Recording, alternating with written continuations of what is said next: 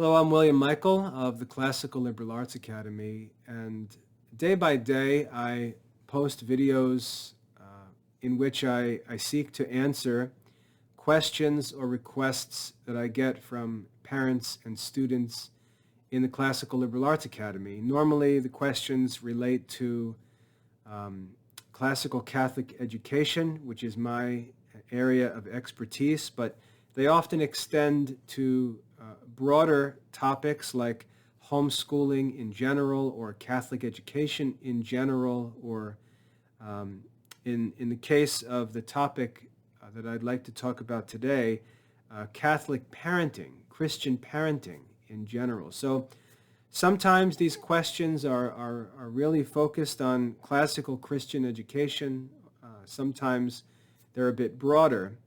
And what's important about these discussions is that these topics, going from classical Catholic studies to Catholic parenting, the Catholic life, they're like those matryoshka dolls, Russian dolls. I think they're called nesting dolls, where you've got this large carved wooden doll, and you can open it up, and inside of it there's a smaller doll, and you can open that up, and inside of that there's a smaller doll, and it continues decreasing in size, doll after doll after doll contained inside the other dolls. And classical Christian education is like the smallest doll inside that set of dolls.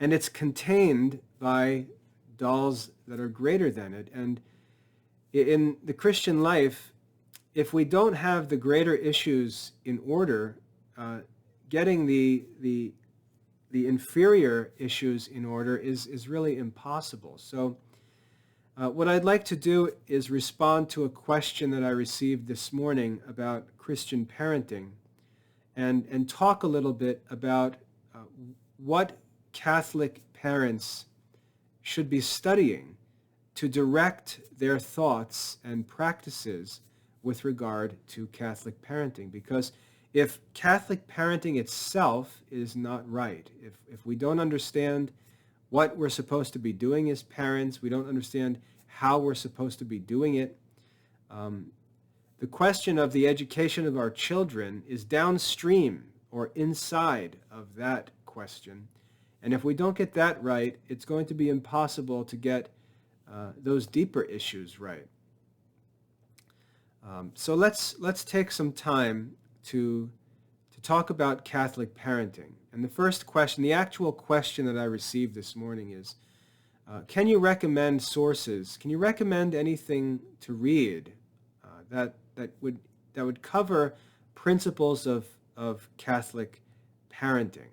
And again, this is an extremely important topic, because if we don't get this right, if we don't get Catholic parenting right, there's no way that we're going to get Catholic education right, because Catholic education is contained within this greater topic of Catholic parenting. So the first thing that I'd like to say is, just as Catholic education is contained within Catholic parenting itself is contained within the Catholic life in general. So we need to begin by backing up and realizing that if we don't have our own Catholic life in general in order, if we don't know how to live the Catholic life, if we have errors that have an impact in our Catholic life, Catholic parenting is not going to be right. And if Catholic parenting is not right, Catholic education is not going to be right.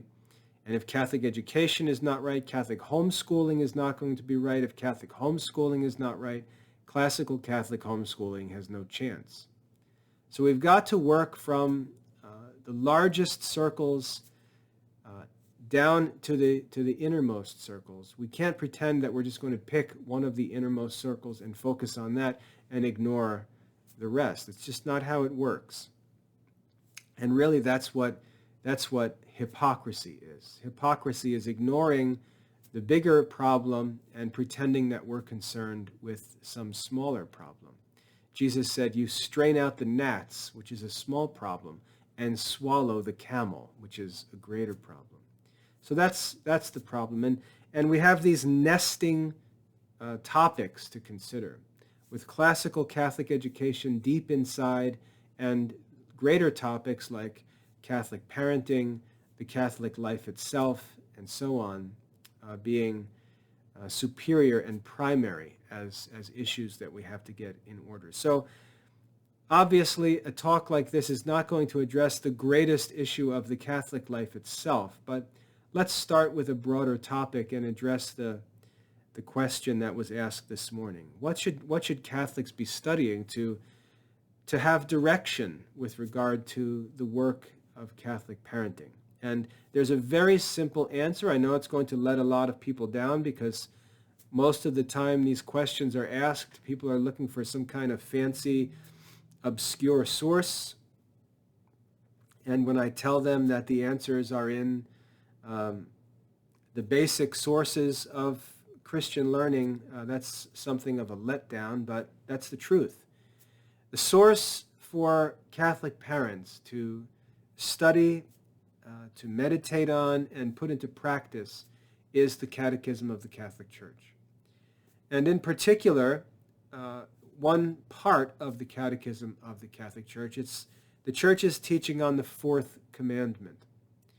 The Church's teaching on the fourth commandment. So my answer to the question, what should parents study? What should Catholic parents study to learn the principles of Catholic parenting, to have help directing their thoughts, directing their work as Christian parents? My answer is to read and study and meditate on the Catechism of the Catholic Church, where the Church teaches on the fourth commandment. And in case you're wondering what the fourth commandment is, it's the commandment, honor your father and your mother. The fourth commandment addresses family life, and even though it's simple at first glance, it seems to be a command to children to obey their parents. It seems to be something very simple.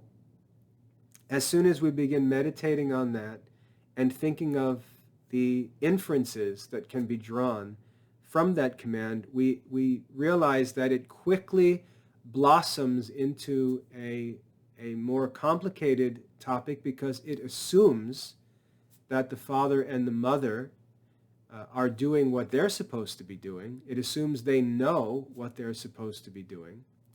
And in light of that, it instructs the child to do what the child is supposed to be doing. So by meditation, we begin to unpack this simple command and understand that a great deal is inferred in this command. And when we look at the Catechism, we find, I think, about 60 paragraphs, 60 paragraphs expounding and applying this teaching on the fourth commandment. And so that's my answer to the question, what should we study to learn how to be good Catholic parents? The answer that I would offer is study the Catechism of the Catholic Church, paragraphs 2197 through 2257. 2197 through 2257, which contains the Church's teaching on the fourth commandment, honor your father and your mother. And what I'd like to do is just take a walk through these paragraphs in this video to show you how this can help you to have some direction, very clear direction you can be confident in, because this is official church teaching, and allow your view of Catholic parenting and what you do as a Catholic parent to be informed and directed by official church teaching. So let's take a look at the Catechism and see what we can learn here. You can see that this is the online catechism that's hosted by the U.S. Council of Catholic Bishops website at usccb.org. It's a fancy online version of the catechism. There are simpler ones available online. The Vatican has an online copy of the Catechism that's pretty clunky and difficult to use. There's another good one. If you just search for Catechism of the Catholic Church, there's one that's hosted by St. Charles Borromeo Church. That's actually very helpful because it's searchable. It's pretty cool. Their church has put together an online catechism that's searchable. So that's a good one to look at, St. Charles Borromeo Church. You can find that through a simple Google search. But what you can see here in the catechism, we're on the section on the fourth commandment. And you see the commandment, honor your father and your mother, that your days may be long in the land which the Lord your God gives you. Very simple command, but like I said, when we meditate on this command and think about the actual execution of this command, we find that our thoughts are directed to more and more questions that need to be answered, and those questions become the topics that need to be explained by the church in the catechism in this section. Now, it's often, funny to have parents ask questions like this, like for help with Catholic parenting, because if we just start with the first and most obvious question, we find that that question has not been answered. And what would that first question be? The first question would be, what is a family? What is a family? What is a father and a mother? What is a family? What are they supposed to be doing? What are they supposed to be telling the children to do? What's the goal of the family? There's this assumption that we already know what the family is and what the goal of a family is. But when we press and ask people that question, we find they don't even have that question answered, and they're talking about how to parent their children. And this is where the problems come from. We really aren't prepared to get into Catholic parenting because there are broader questions, prior questions that need to be answered first. And what we see in the wisdom of the church, down here beginning at paragraph 2201, you can see the church gets to the first and most important question: what is the family? What is the family for? You see the topic there, the family in God's plan. Those are the questions we're going to have to answer first. And if we have good answers for these broader questions, the simpler or inferior questions are going to be easy to answer because we already have our eyes fixed on the goal. And then in light of that target, in light of that goal, we can answer all of the other questions that lie between us and that goal and have clear, confident answers to those questions. So let's just take a look for a minute and read through these paragraphs. What is the family? What is the family in God's plan? What is the nature of the family? Let's look down here at paragraph 2201. If you can't read it on the screen, it's no big deal. You can pause the video and grab a copy of the Catechism if you'd like to, or you can just listen along. I'll read through the text carefully. Paragraph 2201.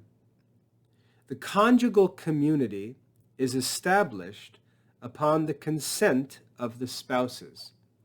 Marriage and the family are ordered to the good of the spouses and to the procreation and education of children. Now, right there, if you would simply take that little bit of instruction, marriage and the family are ordered to this end. This is the end of marriage and family life. The good of the spouses who have consented and chosen to enter into this relationship and by their marriage to become a family. That was their choice. It's for their good. And so the very first question is, or the very first point is, the family is for the good of the spouses. That's the first goal of family life. It should be good for the spouses.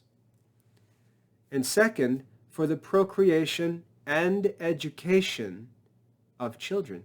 Not for the procreation of children, period, but for the procreation and education of the children. And so now we can see that Catholic education is not just some optional thing that maybe we'll get to. The education of the children is essential to family life. It's part of the end of family life. Marriage and family life are ordered to the good of the spouses and to the procreation and education of the children. So the education of children in a Catholic family, again, is not some cute option or some, accessory that we can add on top, maybe. It's actually fundamental to the nature and purpose of family life. Because after all, we're not procreating dogs and cats. We're not producing animals when a husband and wife reproduce. We're producing rational human beings. We're producing creatures made in the image of God, composed of body and soul, with understanding and reason and free will.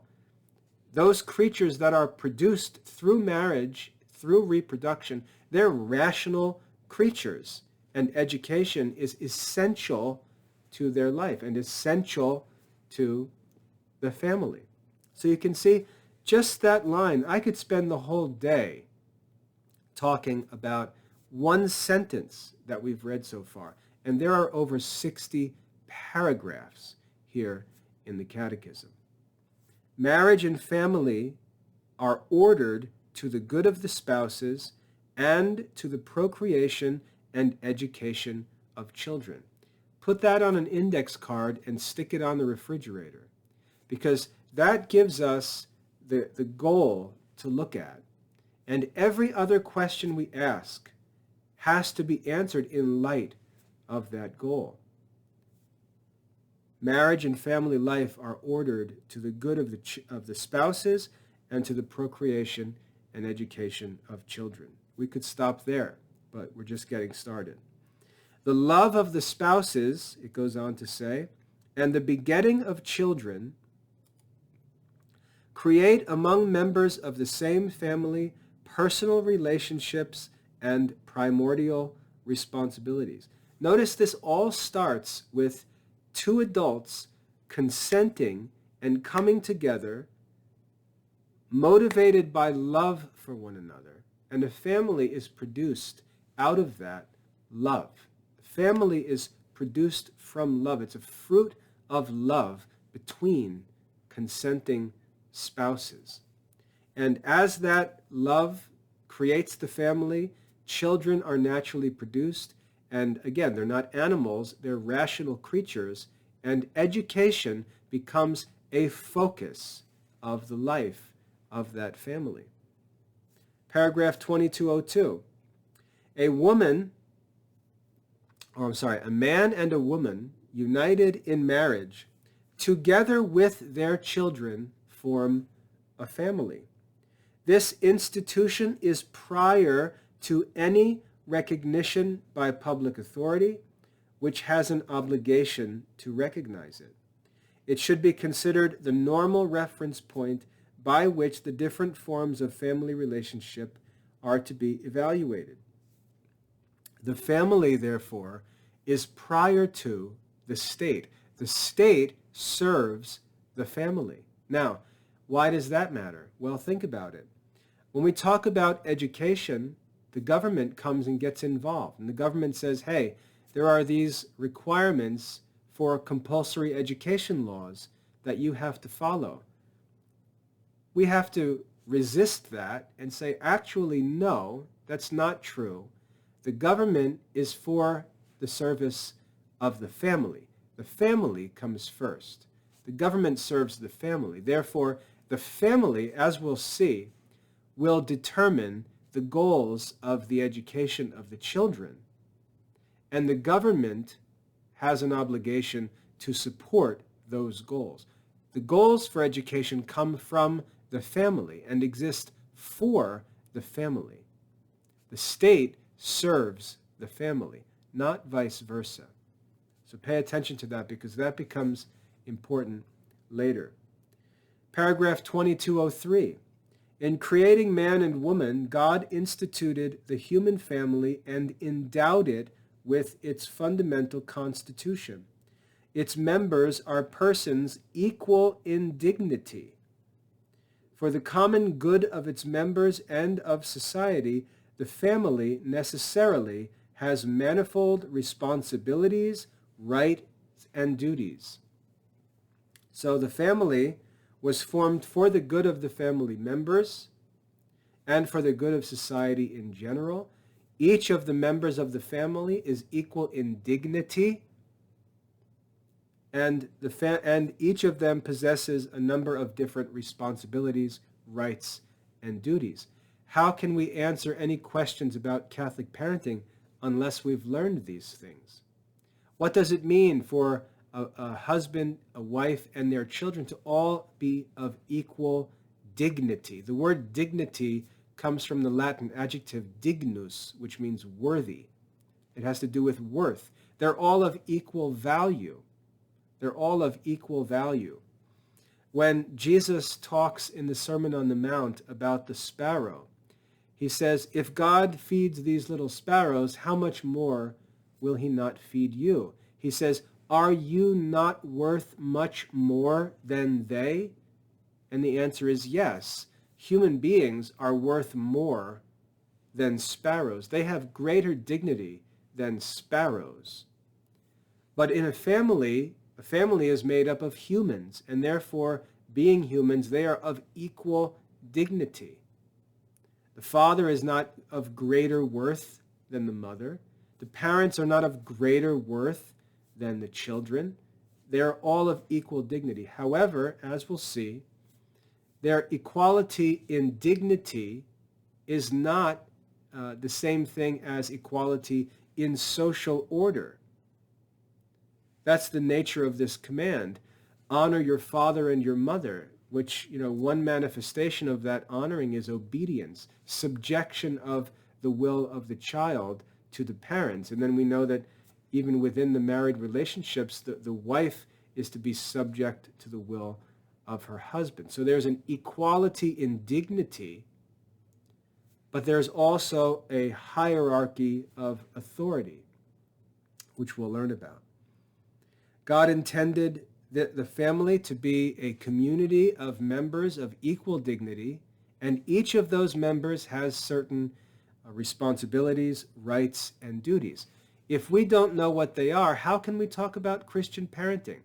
We have to understand these things in order to understand how to parent, what we're supposed to do, what we're supposed to teach our children, how our children are supposed to be managed and cared for, how to make decisions in the family.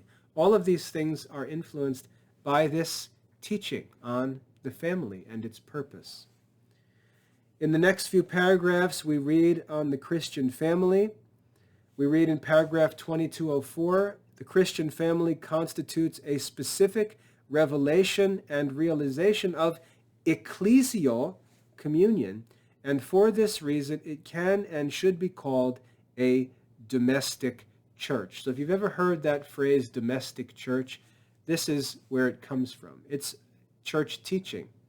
The family has a certain ecclesiastical nature because it's a congregation of Christian people. It is a domestic church. It is a community of faith, hope, and charity, the three theological virtues. It assumes singular importance in the church, as is evident in the New Testament. Paragraph 2205. The Christian family is a communion of persons, a sign and image of the communion of the Father and the Son in the Holy Spirit.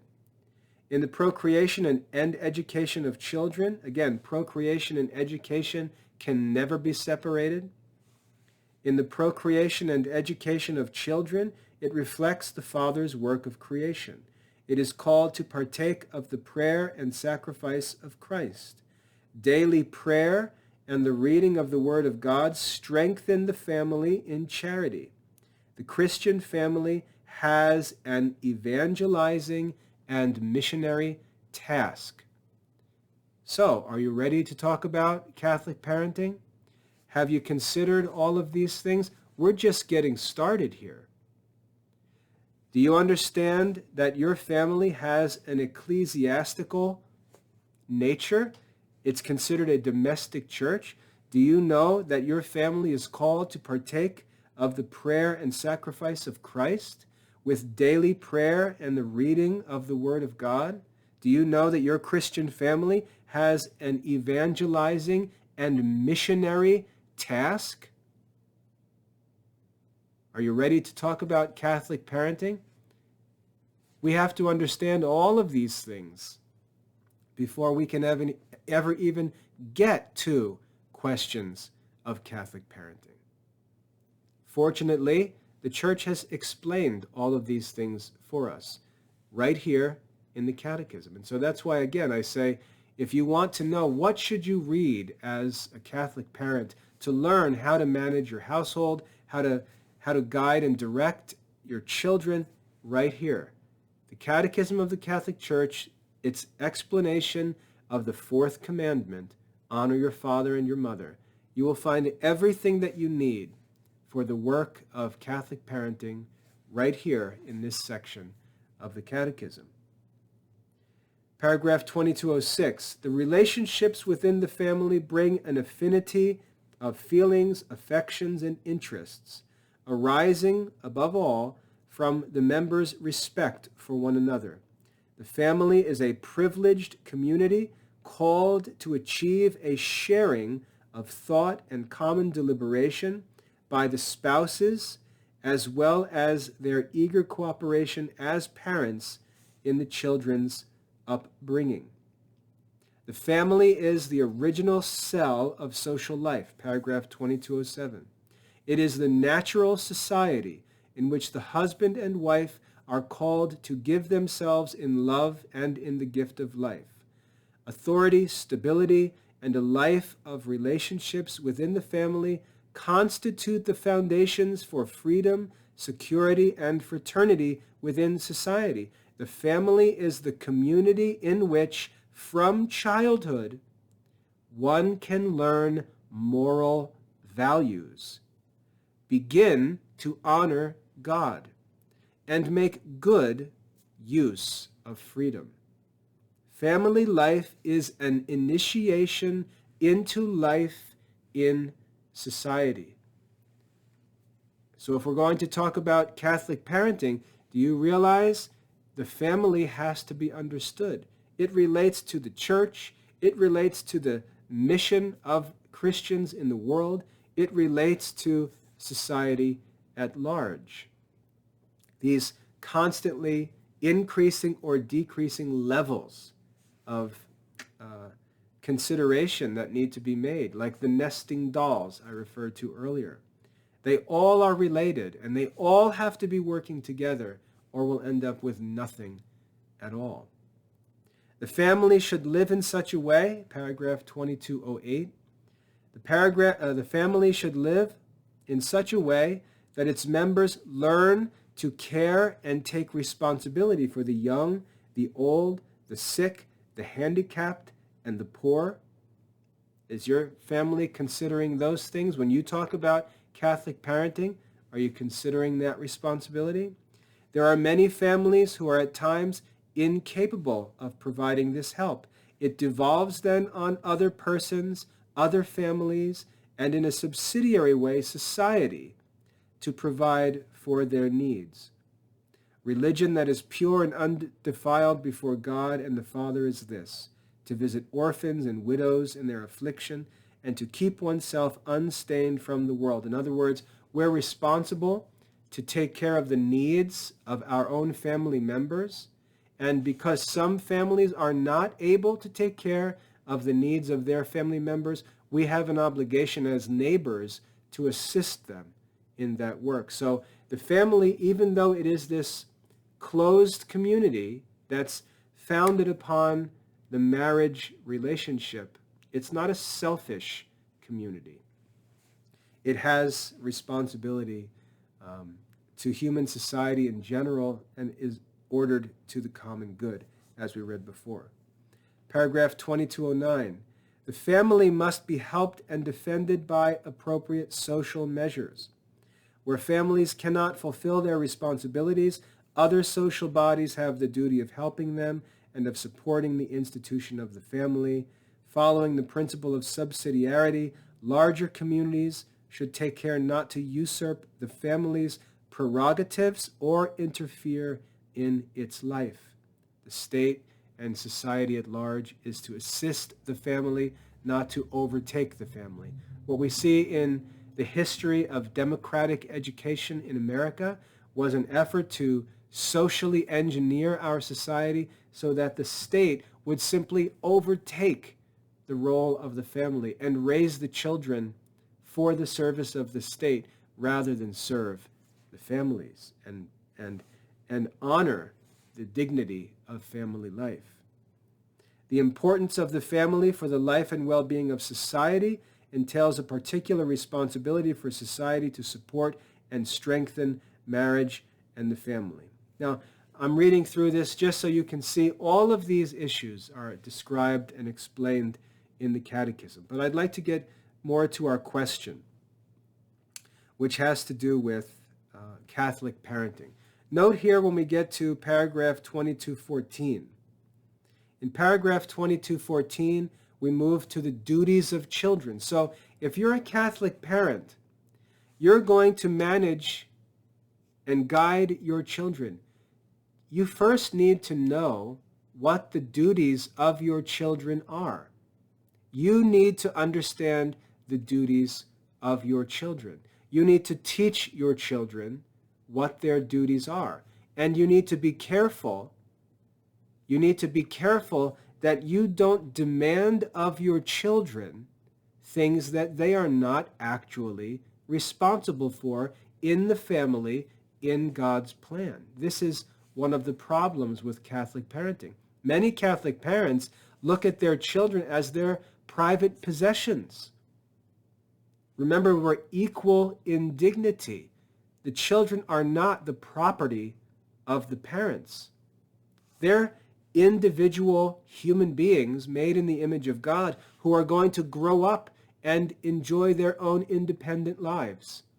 They're not the possessions of the parents. They're also not servants of the parents. They're not servants of the parents. Children, in God's plan for the family and in God's plan for society in general, children have certain duties, and parents need to be careful that they teach their children what these duties are, and that they don't necessarily demand of their children things that really aren't their responsibility. Many parents err in this way. They abuse the parent-child relationship and demand of the children things that they don't owe their parents. So let's take a look at this and learn about the duties of children. Paragraph 2214. The divine fatherhood is the source of human fatherhood. This is the foundation of the honor owed to parents. So the honor that's owed by a child to a human father is derived from the honor that's owed to God. Again, like these nesting dolls. The father of a child is not free to do whatever he wants. He himself is to be subject to the will of God. If any father is going to claim his right to command his children, the foundation and source of that right to command the children comes from God, and therefore if that father is not himself seeking to serve the will of God, we have chaos and disorder in the family. The relationship between a father and children is abused and is disconnected from the order that is supposed to exist in the family. The authority of a father is derived from the divine fatherhood. The respect of children, whether minor children or adult children, for their father and mother is nourished, this is the true source of it, is nourished by the natural affection born of the bond uniting them. And it is required by God's commandment. So the source of respect that children have for their parents is not supposed to come from the command. That's not the source.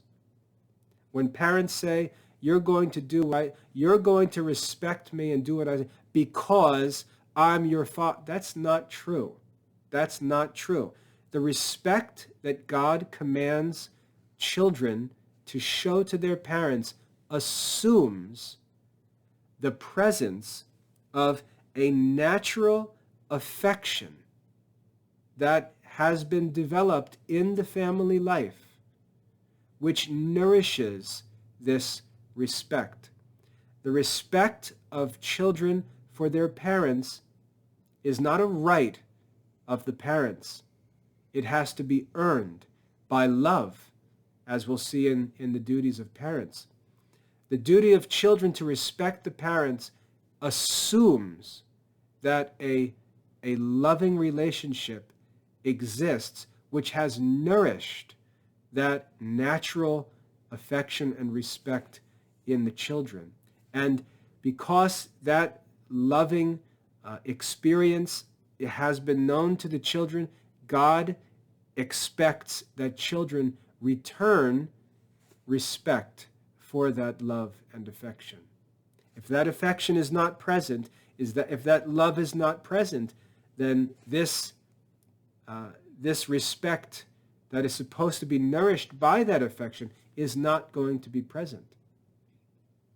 Children owe respect to their parents, but there is supposed to be a relationship that the children benefit from that naturally draws out that respect. Both of these things are supposed to be present, and we'll look at that later when we get to the duties of parents. Paragraph 22:15, respect for parents derives from gratitude. Respect for parents derives from gratitude.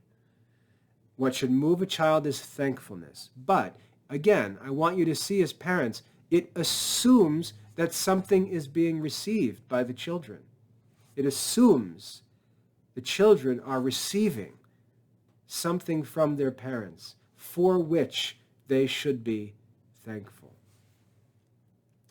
It derives from gratitude toward those who by the gift of life, by their love and their work, have brought their children into the world and enabled them to grow in stature, wisdom, and grace. So the respect due to parents is not based on childbirth, not based on childbirth. It's based partly on the fact that the parents are responsible for the child's life, but also on the love and work that parents have given to their children to provide them with a good life, a life which enables them to grow in stature, in wisdom, and in grace. Paragraph 22:16. Filial respect is shown by true docility, the ability to be taught, the willingness to listen. Filial respect is shown by docility and obedience. And we're given a couple passages of scripture there to clarify that. Filial respect is shown by true docility and obedience, by subjection of the will of the child to his father. But again, remember, there is a context of love, affection, provision, education. All of that is assumed. And in that context, this affection, respect, obedience, docility is then expected. Give honor to whom honor is due, Scripture says. So we can focus here on the duties of children, but I want to highlight and emphasize the underlying assumed benefits that these children are supposed to enjoy, which nourishes and draws out this right response that's supposed to come from them, which God commands from them. But God commands it because it's reasonable and right. Yet if that underlying condition is not present in the children's life, as parents, we can't scream at the children because they're not showing these things or doing their duties, when those duties are all based on the assumption of the duties of parents being done. And we'll get to that in a minute. Paragraph 2217. Notice how practical this gets. As long as a child lives at home with his parents, as long as a child lives at home with his parents, the child should obey his parents in all they ask of him when it is for his good or that of the family. Notice the conditions. This isn't absolute authority in the parents. As long as a child lives at home with his parents, he should obey his parents in all they ask of him when it is for his good or that of the family. In other words, the parents shouldn't just lord authority over the children and command them like slaves. That's not the nature of this relationship.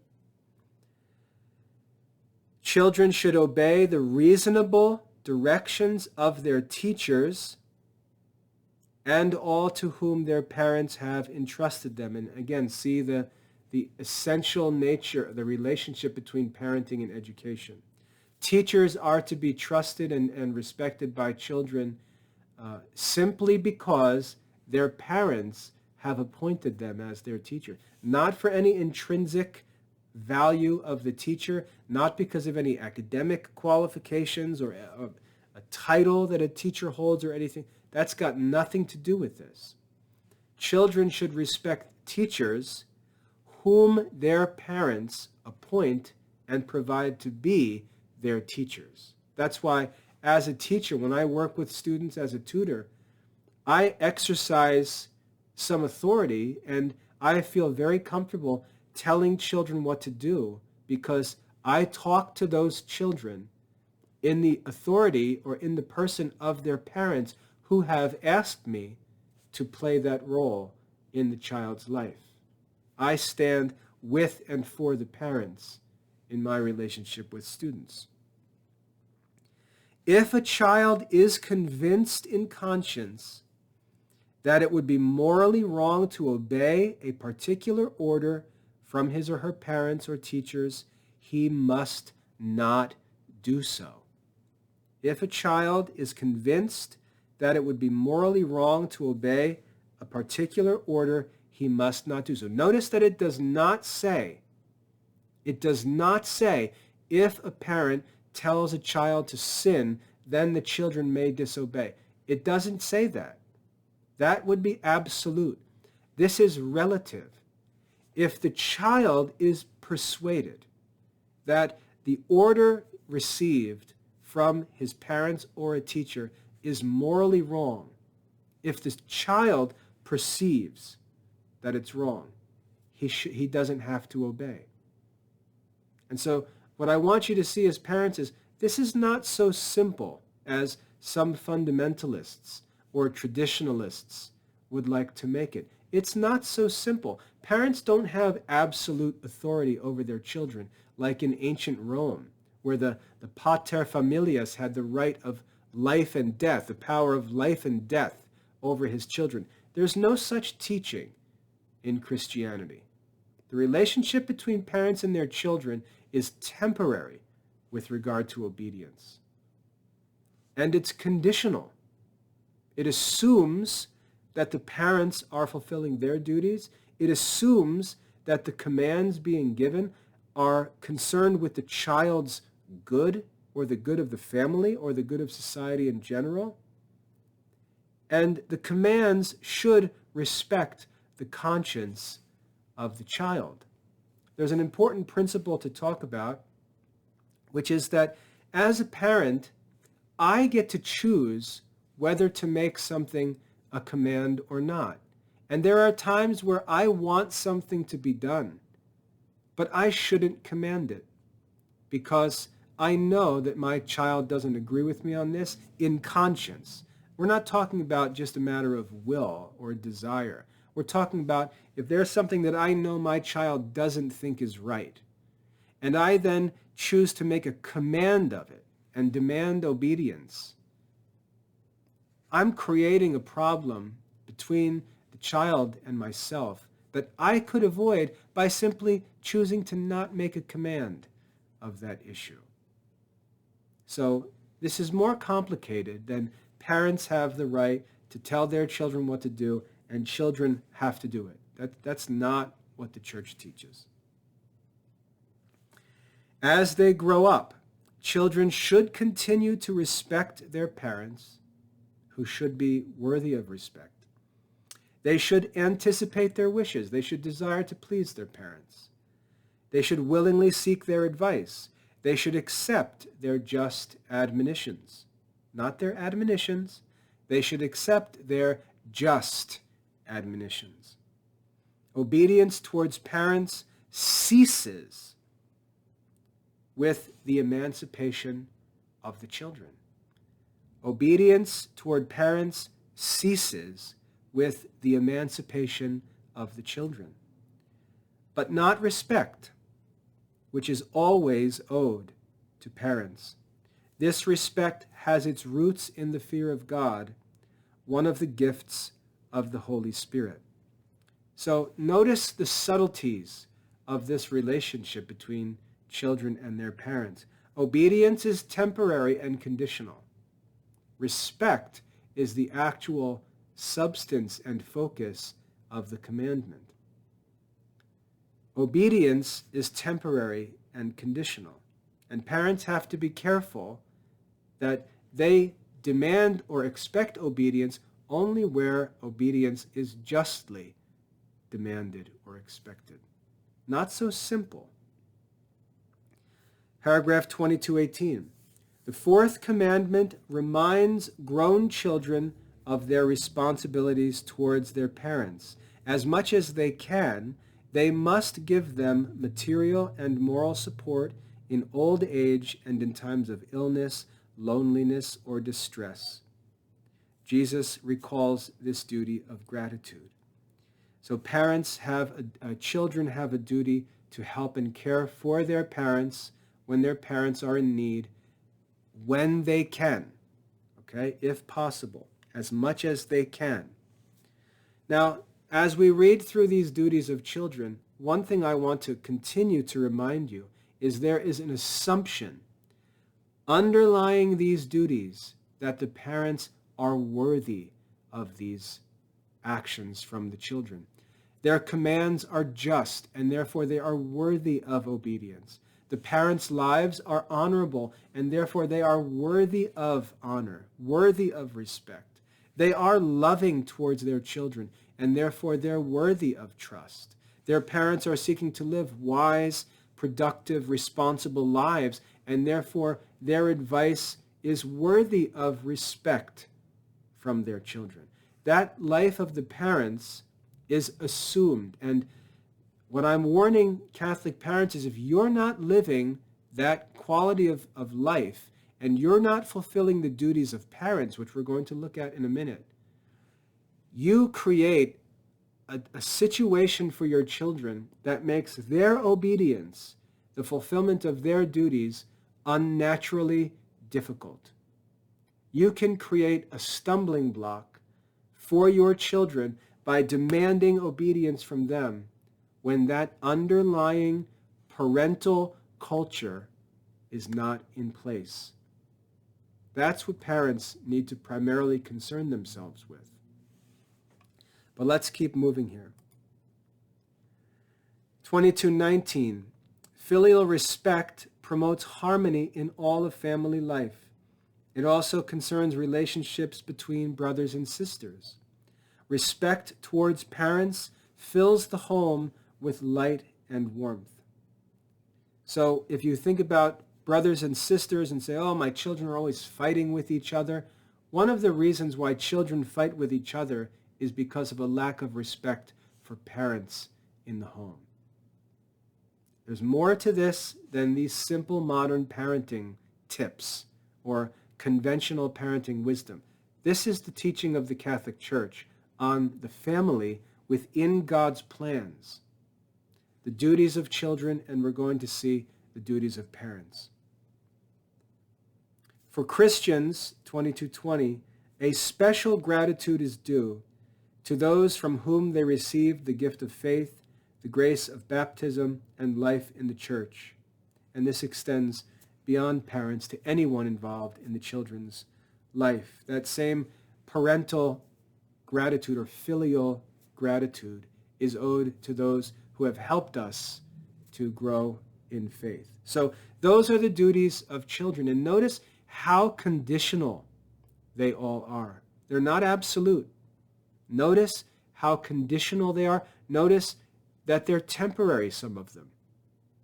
Remember that. When you're looking at your children, thinking about their duties, make sure that your understanding of their duties is informed by church teaching, which is the truth. Now let's look at the more important topic, which is the duties of parents. And I'll try to be quick because we're already at 50 minutes. 22:21. The fecundity or fruitfulness of conjugal love cannot be reduced solely to the procreation of children, but must extend to their moral education and spiritual formation. We don't talk about this enough. We hear pro-life movement, have babies, reproduce. That's not what it means to be a parent. That's not what it means to be a parent. The role of parents in education is of such importance that it is almost impossible to provide an adequate substitute. If parents don't fulfill their responsibility in the education of their children, there's no substitute for it. The children will never find a replacement for their parents' failure to fulfill their duties to educate their children. The right and duty of parents to educate their children are primordial and inalienable. 22:22. Listen carefully. Remember the talk about equal dignity before. Parents must regard their children as children of God. They're not simply their children, their possessions. Their children are children of God. And they are to be respected as human persons, as equal individuals. Showing themselves obedient to the will of the Father in heaven, they educate their children to fulfill God's law. That's the end of their education. Remember, the authority of the parents is derived from God's authority. When we have our children, we're not free to just say, okay, I want you to be a lawyer, and you're going to be a doctor, and you're going to... No, that's not the role of parents. Parents don't have that right and power. Our children are individual children of God. They are their own human persons, and our duty is to educate them according to God's will, not according to our will. They're not our possessions. They're not our slaves. They're God's children, and we're to raise them for God. 22:23. Parents have the first responsibility for education of their children. They bear witness to this responsibility by creating a home where tenderness, forgiveness, respect, fidelity, and disinterested service are the rule. Again, parental culture. Parental culture. When parents ask me, what's the most important thing we can do to help our children get ready for studies? This is my answer. This is my answer. Create a home where tenderness, forgiveness, respect, fidelity, and disinterested service are the rule. And how do you create that culture? By living it yourself as a parent. By being tender, forgiving, respectful, faithful, and disinterested in service, sacrificial. Create that environment. That's the education that you're supposed to be giving your children. That's the context in which your children are supposed to be living. The home is well suited for education in the virtues. This requires an apprenticeship in self-denial, sound judgment, and self-mastery. How does an apprenticeship work? There can be no apprenticeship if there's no master.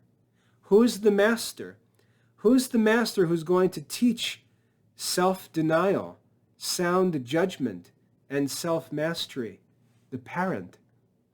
The parent has to live that life.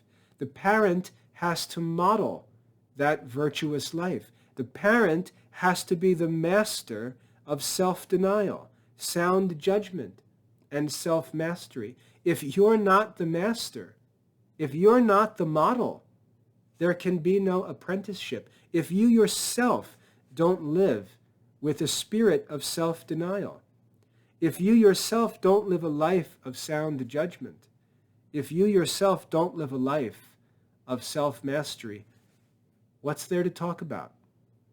How will the apprenticeship work when the master doesn't possess the skill or virtue that's to be taught to the apprentice? It comes back to the parents. Parents should teach their children to subordinate the material and instinctual dimensions of their lives to interior and spiritual ones. Parents have a grave responsibility to give good example to their children. Parents have a grave responsibility to give good example to their children. There's no substitute. By knowing how to acknowledge their own failings to their children, parents will be better able to guide and correct them. And so notice what it does. It talks about directing and even disciplining children. The scripture verse that's quoted here is about disciplining your children. But notice how the church presents this topic of discipline. By knowing how to acknowledge your own failings, by being conscious of your own sins, and by being a person who deals with your own failings properly. Within that context, you will understand how to deal with your children's failings. So think of Jesus' warning. If you do not forgive men their sins, neither will your Father forgive your sins. If my brother sins against me, how many times shall I forgive him? 70 times 7 times you shall forgive. The question of the discipline of children comes or is answered within the context of the parent's own consciousness of their own sinfulness and weakness and dependence on the mercy of God. And that doesn't exclude discipline. I can tell you as a Christian man, I want God's mercy. I am hopeless without God's mercy. But at the same time, I want God's help. I want God to discipline me. I want God to make me walk in the truth because I know that that's where my happiness is. It doesn't exclude discipline. St. James says, count it all joy when you face trials in life. Why? Because those trials produce virtue in us, and it should be our desire to be virtuous. And virtue grows through trials. I don't want an easy life. I pray for God's mercy and forgiveness, but at the same time, I want God to deal with me as a just father, to teach me virtue. I want both. And God perfectly provides us with both. And when we turn and look at our children, we have to be imitators of God and provide that same mixture of discipline and compassion or mercy when we deal with our children. We have to think, how do I want God to treat me? Or how does God treat me? And in light of that, guide and direct and discipline our children. We're warned by the parable of the one, I believe it's a steward. When he receives mercy, he then goes and chokes one of his servants who owes him something, and the master who showed him mercy punishes him for it. We don't want to be like that steward, yelling at our children, strict with our children in a way that we would never live if God were strict like that with us. We have to be very careful that all of our talk of disciplining our children is within a context of self-awareness, that we are saved by the mercy of God. And we must be merciful. Blessed are the merciful, for they shall receive mercy. That's the wisdom of the church, presenting the topic of discipline in a context of mercy and self-awareness of our own failings. 22:24, the home is the natural environment for initiating a human being into solidarity and communal responsibilities. Parents should teach children to avoid compromising and degrading influences which threaten human societies. 22:25, through the grace of the sacrament of marriage, parents receive the responsibility and privilege of evangelizing their children. Do you know what it means to evangelize your children? If you don't know what it means to evangelize, how are we going to talk about Catholic parenting? Parents should initiate their children at an early age into the mysteries of the faith. The word mysteries is sacrament. They are the first heralds of the mysteries for their children. They should associate them from their tenderest years with the life of the church. A wholesome family life can foster interior dispositions that are a genuine preparation for a living faith and remain a support for it throughout one's life. Notice what it says there. A wholesome family life does not make kids Christians. And so when parents talk about raising saints, that's silly talk because it's not possible. What a wholesome family life can do, what it can do is foster interior dispositions that are a genuine preparation for a living faith. They can prepare a child for faith. And they can remain, this wholesome family life that is, can remain a support for a living faith throughout a child's life. So is there a reason to pursue wholesome family life? Absolutely. It helps to prepare our children to believe. It doesn't cause them to believe, doesn't guarantee they will believe, but it prepares them to believe. And not only that, but if they do follow God in their lives, it supports them as they do so. It's a source of support for our children's spiritual life. 22:26, education in the faith by parents should begin in the child's earliest years. This already happens when family members help one another to grow in faith by the witness of a Christian life. In keeping with the gospel. By living the Christian life, your children should learn how to live the Christian life. That's the apprenticeship in virtue. Family catechesis precedes, accompanies, and enriches other forms of instruction in the faith. Parents have the mission of teaching their children to pray and to discover their vocation as children of God. Notice their vocation as children of God. That is, the vocation that God has prepared for them, not the vocation their parents will for them, as if they're their servants or possessions.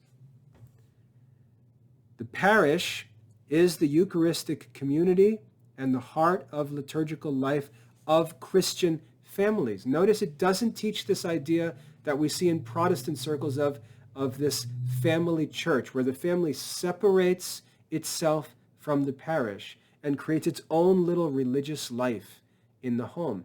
The domestic church does not mean that the family replaces the church. The parish is the appropriate place, the heart of the liturgical life of the Christian family. Our families should be parish-centered. That's where the worship of God primarily takes place. It is a privileged place for the catechesis of children and parents. None of this Protestantish stuff, none of this, Pope dad in his house commenting on what the popes and bishops are saying, criticizing priests, making his own rules, creating his own devotional life and culture, and having no relationship to the parish. The parish is the heart of the liturgical life of a Christian family. Very important. 22:27. Children in turn contribute to the growth in holiness of their parents. Each and every one should be generous and tireless in forgiving one another for their offenses, quarrels, injustices, and neglect. Mutual affection suggests this. You'll find that when you love your children and your children love you, and there's a quarrel or someone sins against another, you won't be able to rest until you're reconciled.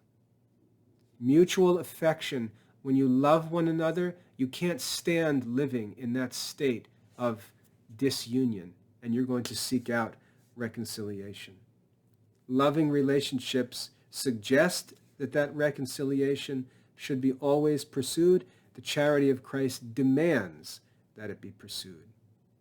22:28. Parents' respect and affection are expressed by the care and attention they devote to bringing up their young children and providing for their physical and spiritual needs. As the children grow up, the same respect and devotion lead parents to educate them in the right use of their reason and freedom. Notice, the right use of reason and freedom does not mean isolating children from their generation and restricting them from participation in things that leave room for freedom and have to be learned to be handled responsibly. For example, talk among parents about cell phones and video games or computers. In our children's generation, these things are central to communication and business and social life. Simply blocking them out and ignoring them is not forming children and teaching them to use freedom responsibly. That's a challenging issue. Handling freedom responsibly is not the same thing as hiding your children from difficult issues that they're going to have to learn to handle. That's another error that parents make, thinking that, just putting it out of sight or keeping it away is a sign of responsibility, rather than dealing with it and helping our children learn to exercise responsibility in freedom. That's the real challenge of parenting. When we look at the Garden of Eden, you wonder, why would God leave Adam and Eve with a serpent? Why would he possibly do that? How irresponsible. What a bad parent, God. No. Adam and Eve needed to learn to love God and obey God with their freedom. And therefore, they were put in the presence of potential evils that could also be made sources of merit and good if they made responsible use of their freedom. That's the challenge of the Christian life. Not to isolate ourselves, but to use freedom responsibly. That's a challenge that parents face. 22:29. As those first responsible for the education of their children, notice this does not mean that parents are know-it-alls and anything that they say about education is right. Homeschool families like to use this expression, the primary educators, as some kind of mommy knows everything or daddy knows best. That's not what that means. They're the primary educators because of what we saw before. The children grows up in their home. The child learns from their example and is immersed in the Christian environment that those parents provide. They're the primary educators. But the means of that primary education is their exemplary Christian life, not necessarily their academic decisions and instruction. 22:29, as those first responsible for the education of children, parents have the right to choose a school for their children which corresponds to their own convictions. Notice this is a duty of parents. This is a right and a duty. So when we have Catholic parents sending their children to a school that doesn't serve their convictions, we have parents that are failing to fulfill their duties as parents. Parents have the right and duty to choose a school for their children which corresponds to the parents' convictions. Why? Because the parents provide and pay for that schooling. It's to serve their convictions. They have the right and duty to choose a school that serves their convictions, and one option for that schooling is homeschooling. And if a parent looks out and sees that there are no schools that serve their convictions, they can't just hand their children over to the cheapest option on the block. They can't send their child to a school that contradicts what they've been taught in the home, which undermines the whole education of the child. They have to fulfill that duty, provide an education, spiritual formation for their children. That's their duty as parents. We have to think about that. Homeschooling for many is the only option available today. This right is fundamental, and then it says that the state should protect that right. 22:30, this is very important. We're almost done here. I know this is long. 22:30, when children become adults, the children have the right and duty to choose their profession and state of life. Not the parents. Parents can't push, force. The children have the right. And since we desire to follow the teaching of the church and act as parents according to God's will, we as parents have to be careful that we don't overstep our bounds and try to force our children down paths that we desire. We have to be careful. I had this happen once. My son, Jonathan, came to me and asked me what I wanted him to do with his life. He said he just wanted to make me happy. What do I want him to do with his life? That's not the right question. As much as I love him and respect him for his love for me, that's not the right question. And the child doesn't need to feel like that he needs to make a choice based on what would make me happy. And I had to explain to him that he has the right to choose his own profession and state of life. It's a danger that parents have, and they have to make sure they communicate this to their children. Children have the duty to choose their profession and state of life. They should assume their responsibilities with a trusting relationship with their parents, willingly asking and receiving their advice and counsel, not obeying their commands, willingly asking for their advice and counsel. And again, that assumes parents are living prudent lives. Parents should be careful not to exert pressure on their children, either in the choice of a profession or in that of a spouse. This necessary restraint does not prevent them from giving their children advice. No, that's not what it says. This restraint that parents don't pressure their children does not prevent them from giving their children judicious advice. If parents don't have judicious advice, let them be quiet. Judicious advice. Again, the quality of the parental culture is assumed in these commands and these teachings. Judicious advice, if they have any, particularly when planning to start a family. Some forego marriage in order to care for their parents or brothers or sisters, to give themselves more completely to a profession, which is fine, or to serve other honorable ends. They can contribute greatly to the good of the human family. So we're going to stop there. What I want you to see is just how much the church provides us with instruction on this. And this content, this will guide you through your whole life as a parent. This will guide you, if you study this, learn the details of this teaching, and constantly reread it and study it and meditate on it. Every time there's a decision in your family life as a parent, go back to these paragraphs and ask, how do these paragraphs reveal to me what I should do in this situation? You will find that these pages, these paragraphs of the Catechism, provide for every situation that will come up in your family life and give you the guidance that you need to stay in your lane as a parent, understand your duties, understand your children's duties, and find right solutions in Catholic parenting. This is what you should read to help you with Catholic parenting. Now, you have to meditate on this. You have to think through this and learn to apply it in unique situations. But the answers are right here in the Church's explanation of the fourth commandment in the Catechism of the Catholic Church.